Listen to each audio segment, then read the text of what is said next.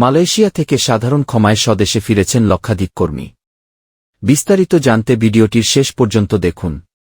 Malaysia থেকে সাধারণ ক্ষমায় স্বদেশে ফিরেছেন লক্ষাধিক কর্মী। কাগজপত্রবিহীন অভিবাসীদের সাধারণ ক্ষমায় দেশে ফেরা কর্মসূচির মেয়াদ শেষ হচ্ছে আজ।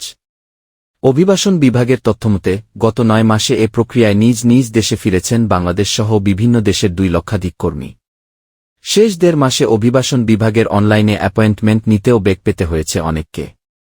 মঙ্গলবার 3 ডিসেম্বর আগের ঘোষণা অনুযায়ী রাত 12টার দিকে শেষ হবে এ প্রক্রিয়া।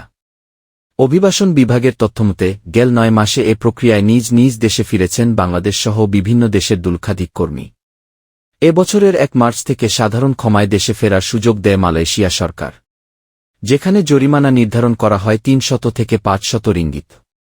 শুরুর দিকে এ প্রক্রিয়ায় খুব বেশি অভিবাসী নিজ নিজ দেশে না ফিরলেও শেষ সময়ে ফিরতে দেখা গেছে হাজার হাজার কর্মীকে। শেষ 1.5 মাসে অভিবাসন বিভাগের অনলাইনে অ্যাপয়েন্টমেন্ট নিতেও বেগ পেতে হয়েছে অনেককে।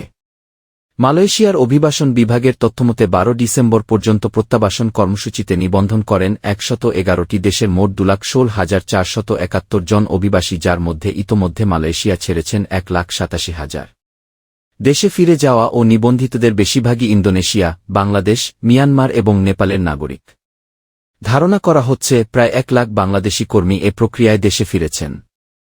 এর আগে মালয়েশিয়ার অভিবাসন বিভাগ অবৈধদের কোনোভাবেই থাকতে না দেয়ার ঘোষণা দেয়। 31 ডিসেম্বরের পরেও যারা কাগজপত্রবিহীন অবস্থায় থাকবেন তাদের জন্য আরও কঠোর হওয়ারও হুঁশিয়ারি দেওয়া হয়। আর দেশে ফেরার এই প্রক্রিয়ার মধ্যেই বিভিন্ন স্থানে অভিযানও পরিচালনা করে অভিবাসন বিভাগ। তবে এ কর্মসূচির আওতায় যারা দেশে ফিরছেন তাদের বেশিরভাগই কর্মহীন কিংবা প্রয়োজনীয় কাগজপত্রবিহীন।